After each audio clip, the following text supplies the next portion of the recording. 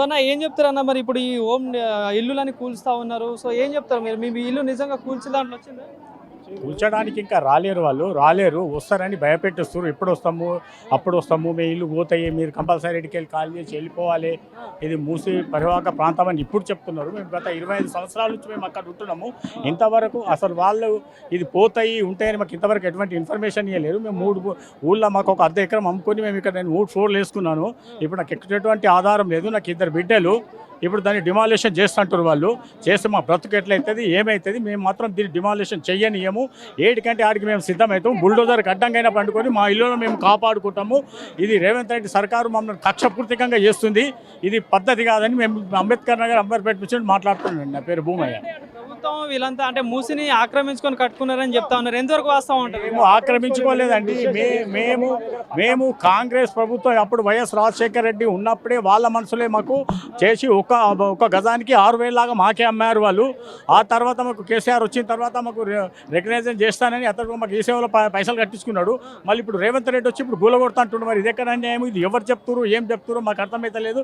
ఇది ఇట్లా పోతే మాత్రం మేము మొత్తం రోడ్లో పడతాము. మేము పోము. డబుల్ బెడ్రూమ్లు మాకు అక్కర్లేదు. మా ఇల్లు మాకే కావాలి. సావనన్న చస్తాం, కానీ మేము మాత్రం ఇల్లు ఖాళీ చేసే ప్రసక్తే లేదు. అంటే వచ్చి ఎవరైనా అధికారులు వచ్చేసి ఏమైనా మార్కింగ్ కింద పెట్టారండి. ఇప్పుడు మా దగ్గర ఇప్పుడు మా లైన్లో 100 ఇల్లుంటాయి. ఏమో 4 మార్కింగ్ అర్ధరాత్రి వచ్చి పెట్టిపోయారు. మాకు తెలుగు కూడా చెప్పారు. లేకుండా పెట్టేసి ఏం లేదు, పెట్టేసి వెళ్ళిపోయారు అంతే. అది పెట్టేసి వెళ్ళిపోయారు. మళ్ళీ ఇంతవరకు అయితే ఎవరు రాలేరు. మేము గత 20 సంవత్సరాల నుంచి ఉంటున్నాము. మేము గవర్నమెంట్ ట్యాక్సీ కడుతున్నాము. మేము రిజిస్ట్రేషన్ ట్యాక్సీలు ఉన్నాయి, రిజిస్ట్రేషన్ ఉన్నాయి, మురి కనెక్షన్ ఉంది, డ్రైనేజ్ కనెక్షన్ ఉంది, నల్ల కనెక్షన్ ఉంది, కరెంట్ బిల్ ఇచ్చిండ్రు, అన్ని ఇచ్చిండ్రు మాకు. అది కూడా ఇచ్చింది కాంగ్రెస్ గవర్నమెంటే మాకు ఇచ్చింది. ఆ గవర్నమెంటే మాకు ఇచ్చింది. మేము గత 25-30 సంవత్సరాల నుంచి అక్కడే ఉంటున్నాము. ఇప్పుడు అనవసరంగా వచ్చేసి మాకు మార్కింగ్ పెట్టేసి అంబేద్కర్ నగర్లో మీకు సగం అంబేద్కర్ నగర్ పోతుంది, అది పోతుంది, ఇది పోతుంది అని చెప్పి మాకు భయభ్రాంతులు గురి చేస్తున్నారు. మాకు నైట్ పూట నిద్ర ఉండలేదు, తిండి సగం తింటలేము. మేము అది టెన్షన్ అయిపోయింది. మా పిల్లలు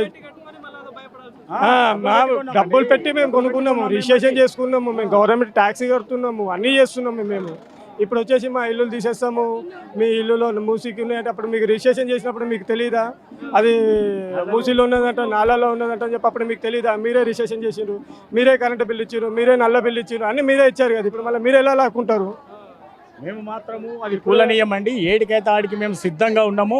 చావడానికైనా చేస్తాం, కానీ మాత్రం మేము ఆ ఇల్లు కాల్ చేసి వెళ్ళిపోము. ఇది ఒక మా బస్తీ వాసులది, ఇది ఒక చెప్పదాం అంతే. ఆడ రేవంత్ రెడ్డి కాదు, రేవంత్ రెడ్డి అయ్యారని మాత్రం మేము కాల్ చేసే ప్రసక్తే లేదు. కేటీఆర్ గారు ఇక్కడ రావడం జరిగింది. సో ఏం చెప్పిలా? ఏమన్నా మద్దతు? మేము మా బాధలు మేము చెప్పుకున్నాం. మేము భరోసా ఉంటా అంటున్నాడు మాకు. మేము భరోసా ఉంటున్నాడు. మీరేం భయపడకండి, అందరు కలిసికట్టుగా ఉండండి. ఎవరన్నా వస్తే మాత్రం మీరు అడ్డంగా ఉండండి. మీరు మాత్రం అక్కడి నుంచి జరగొద్దు. మేము భరోసా ఉన్నామని ఇస్తున్నారు వాళ్ళు, కేసీఆర్ వాళ్ళు కానీ, మా కాలేరు వెంకటేష్ గారు కానీ. ఇన్ని ప్రభుత్వాలు వచ్చిపోయినాయి, మీరు చాలా మందినే చూస్తుంటారు. కాంగ్రెస్, టీడీపీ, ఇప్పుడు బీఆర్ఎస్, ఇప్పుడు మళ్ళీ కాంగ్రెస్ వచ్చింది. ఇట్లాంటి ధోరణి ఎప్పుడైనా చూసి చేయదండి. రేవంత్ రెడ్డి అసంటి వాడు ఎవరు రాలేడండి. ముఖ్యమంత్రిని మాత్రం మేము ఎప్పుడు చూడలేదండి. ప్రజలకు సేవ చేయడానికి ముఖ్యమంత్రి కావాలని, కానీ ప్రజలని అన్యాయం చేసే ముఖ్యమంత్రి మనకు వద్దండి.